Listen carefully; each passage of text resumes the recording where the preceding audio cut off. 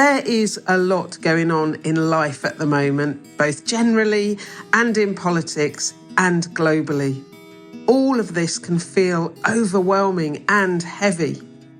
My name's Jill Rowe, and in this episode of the Different podcast, I talk with Steve Chalke about how we can not just make sense of things, but how we can also find our way through and be people who keep moving forward.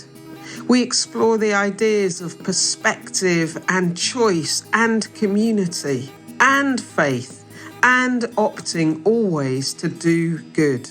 And we see how all these things can stabilise us. We can use our agency and power to do the better thing, always. Steve Chalke. Hello, Jill Rowe. We are here to do episode 40. Episode 40. 40, the big 40. It's mad, isn't it? Midlife crisis. It's quite incredible, midlife crisis. Have you had a midlife crisis? No, I don't think I ever have had. No, do you know, I've got loads of friends who've had them. You know, midlife crises. What, they buy a motorbike, a motorbikes, jacket, get a tattoo. That's big earring, tattoo. Yeah, earring, yeah, piercing. Dye their hair. Yeah, etc., etc. And then there's the more traumatic end of things where, you know, people feel like they've got to leave, get a new partner, walk out on their family, the really, really find serious themselves. stuff. You know, I've been trapped. I've witnessed all those things. There you go. Anyway, none of that for us. No, people always go searching for themselves in some other town, in some other place on a big Harley Davidson motorbike when actually you normally find yourself at home. Yeah, probably. So 40. I've been very fortunate, haven't I? 40, and we will do a special episode. We will, because it's also Oasis, 40th year. Exactly. We have reached midlife crisis in Oasis. Probably that's why I've never had a midlife crisis, because it's been such frigging hard work.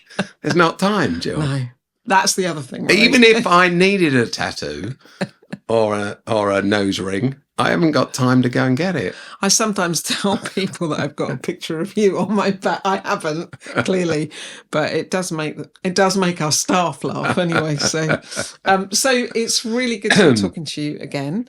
And we're going to talk about the crazy of overwhelm, which is this word that's being bandied around a lot at the moment. And it may just be the things that I tune in and listen to. Well, I know what overwhelmed means. The same thing, right? Yeah. But it's been bandied around a lot recently. At the moment, because of everything that's going on. And I was thinking about it. Like you mean across the world? Yeah, and the news, and in politics. Politics and Europe and life, America. Crisis, chaos. Middle East. Chaos, all of that thing. And I was thinking about it. I was actually thinking about it when I was changing my bed the other day. And I was thinking, sometimes overwhelm is like getting stuck inside the duvet cover when you're trying to, and you're like, I can't find my way out. And I was thinking, there's always a way out. And there's always overwhelm, right? There's always things that are going on in life that are overwhelming. I do know that feeling, though. I don't know if I've said this before, but I may have done, so stop me if I do. Yeah. It doesn't happen to me so much now, but I used to go running. Well, I still go running, but not quite as much as I used to. I used to go running, and sometimes when you go running, of course, or do anything like that, I guess, you start thinking about all the issues you face, all that's going on, all that's swirling around you.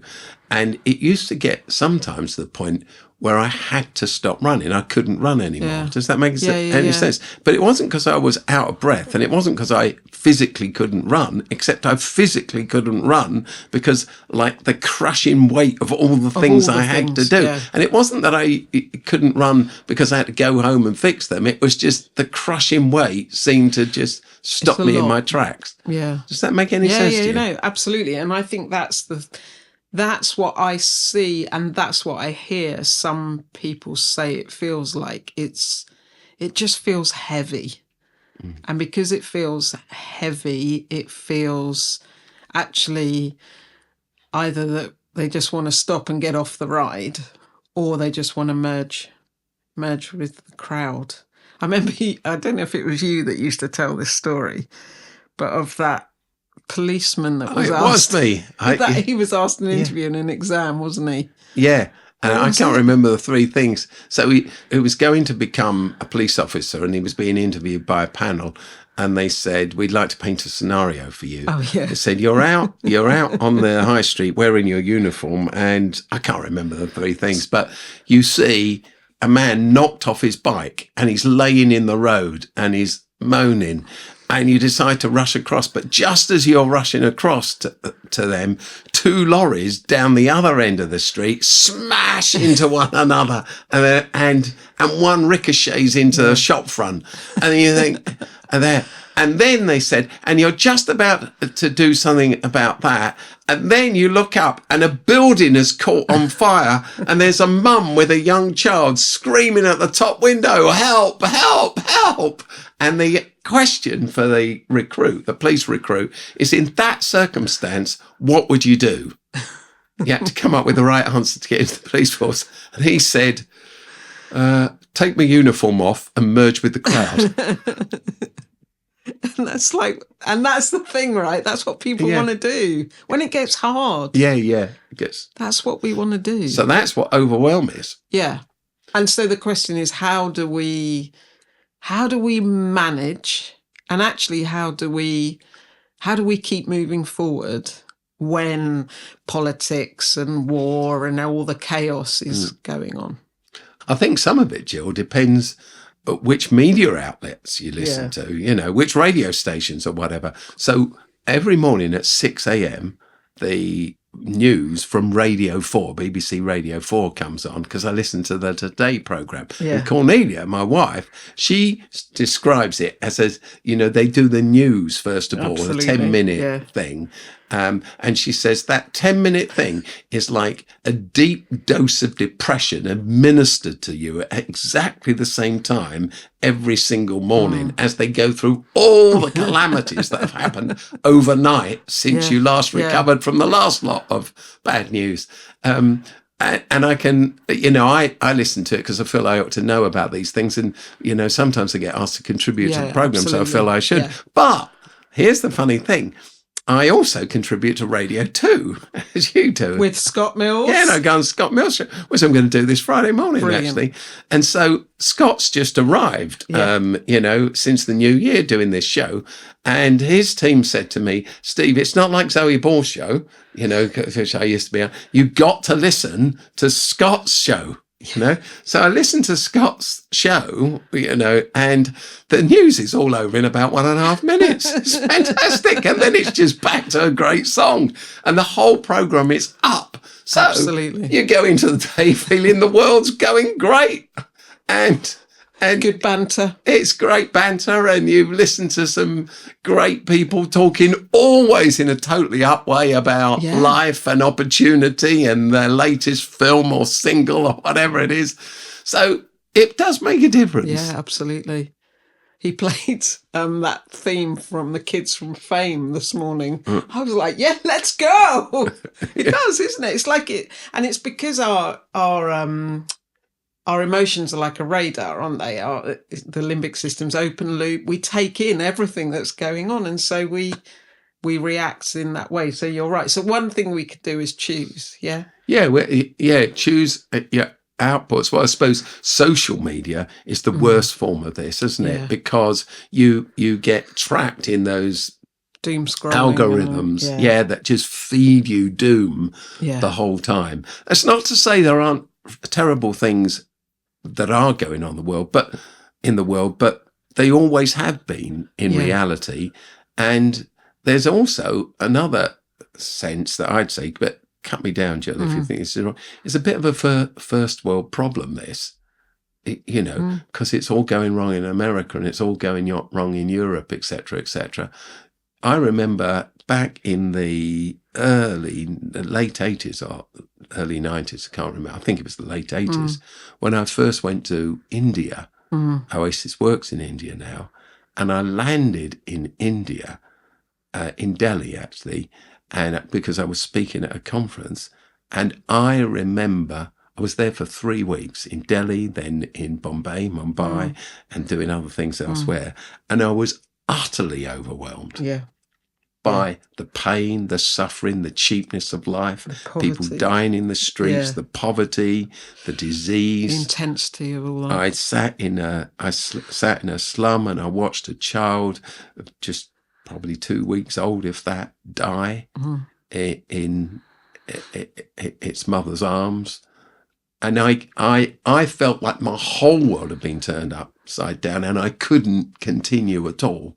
Yeah. I couldn't continue at all. Yeah. And I had several experiences like that in what they called then third world countries. Remember that term we used to use? Yeah. That don't have the developed economies and the luxury that we therefore have. And I remember another occasion, which I've probably talked about on one of these podcasts, where in Bangkok, where the things I saw, I just honestly sat and prayed that God would end my life, because I didn't feel that I could continue anymore.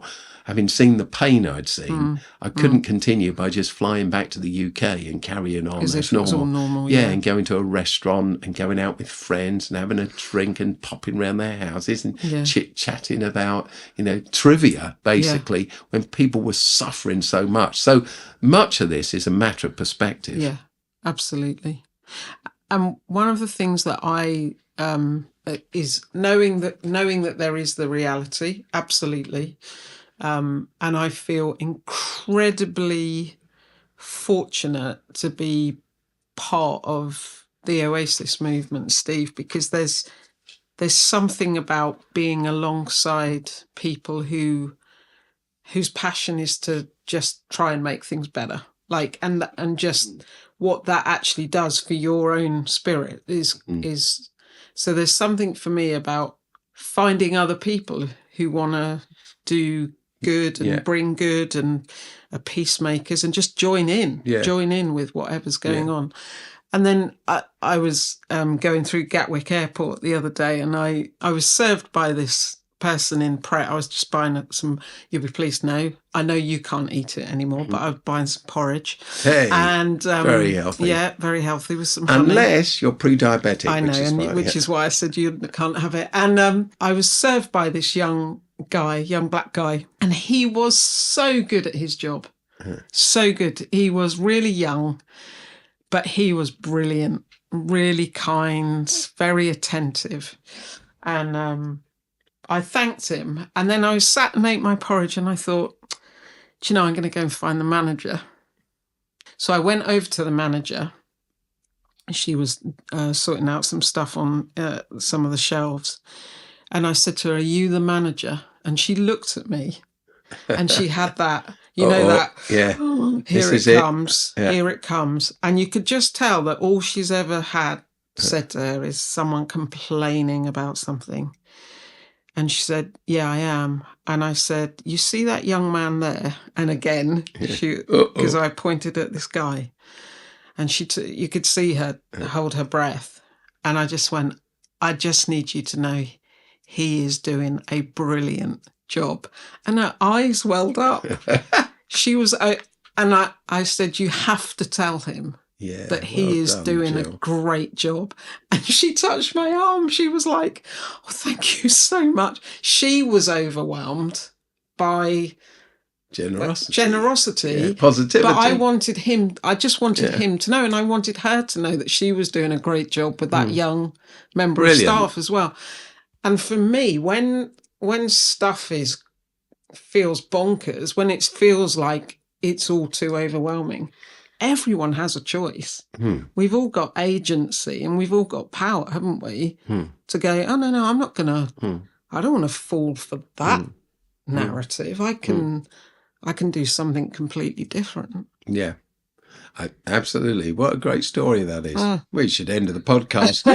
Kind of like everybody go out and find someone to, just tell their manager what a good job they're doing. Yeah. Because otherwise the other stuff has all the volume. Absolutely. You know, I was watching the telly the other night, and they've just built this super sewer through London. Do you know? Yeah. Did not know about this. Do you not know about the super sewer?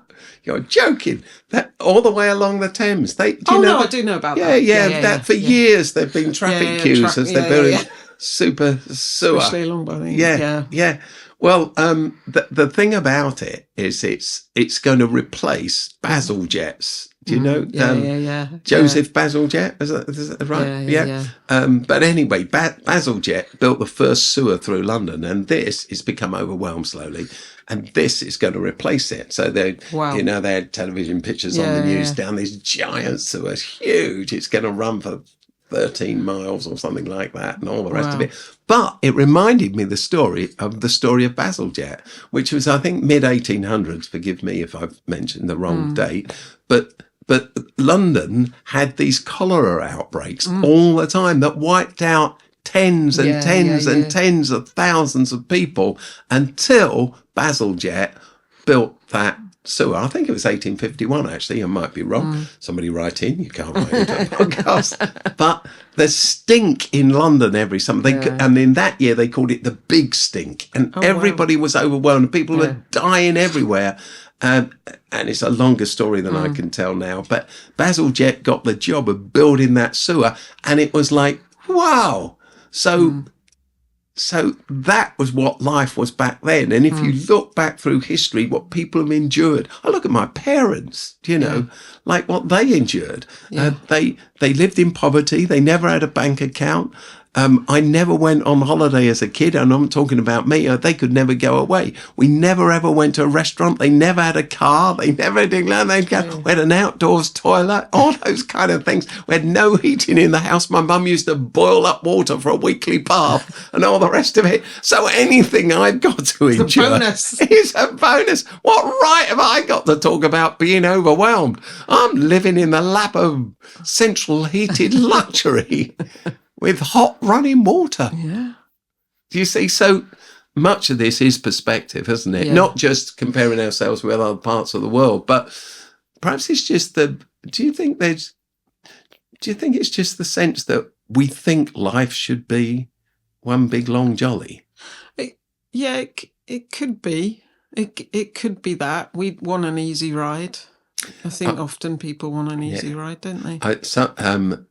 I was with someone who works with us today, Joy Medeiros, who's worked with me for the whole of this century. She's worked with Oasis for ages. She's a genius. And somebody came into a room where we were today on a project we're working on, and he just said that he told them all that last week I'd had a chat with him and how it had lightened his spirit and how wonderful it was, and this kind of thing. And so then Joy, later, she said, well, what did you say? And I said, that's a really good question, because I said, it got me thinking, because I can't think I said anything great. And I said, but I remember what I said. He said, this guy, who's great, actually, he said to me he was having a hard day because he leads a charity, a little charity, a good charity, a great charity. He was really having a hard day.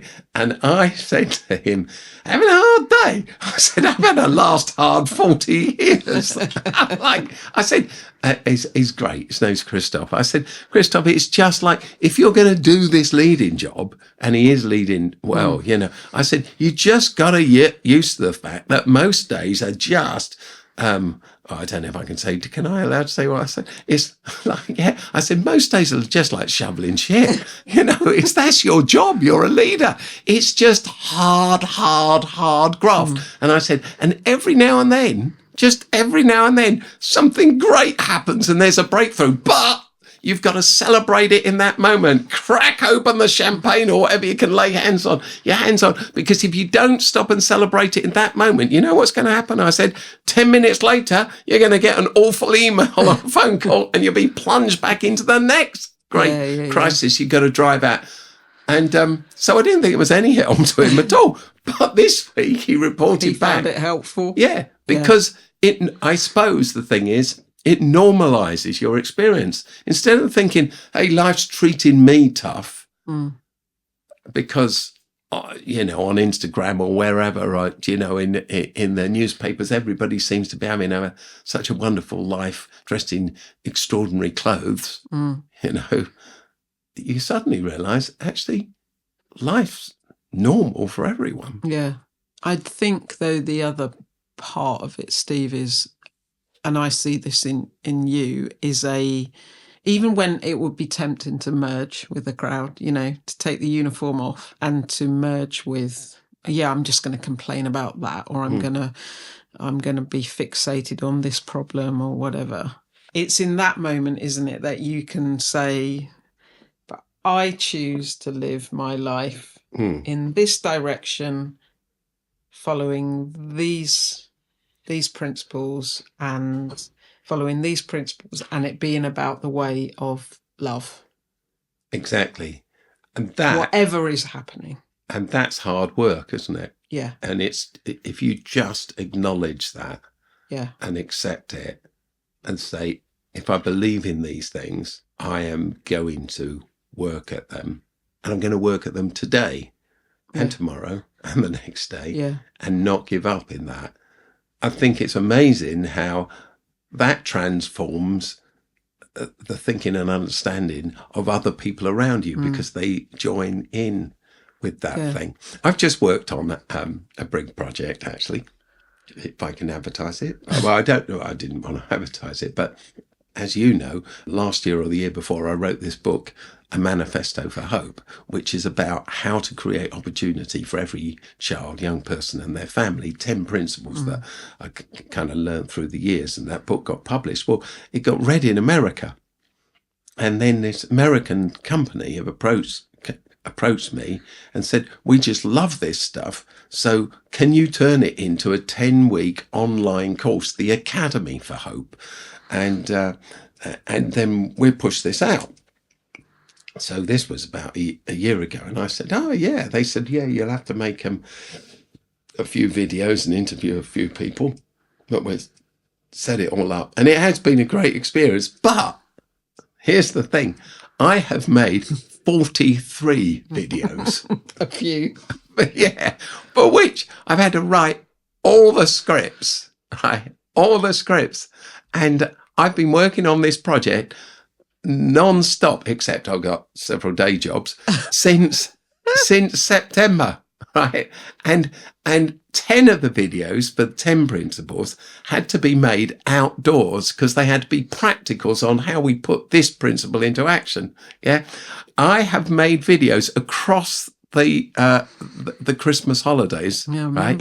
In freezing cold conditions. I have stood out. Your little day in Birmingham, didn't you? Exactly. And various other places I've been. I made one in America. I had to go to America anyway. So I made one about something that we're doing there. And when I got there, it was fine. I had to take the camera and an auto cue and all this on the plane. And when I got there, there'd been a snowstorm. And I had to stand out. It fortunately stopped snowing. And I had to stand in this.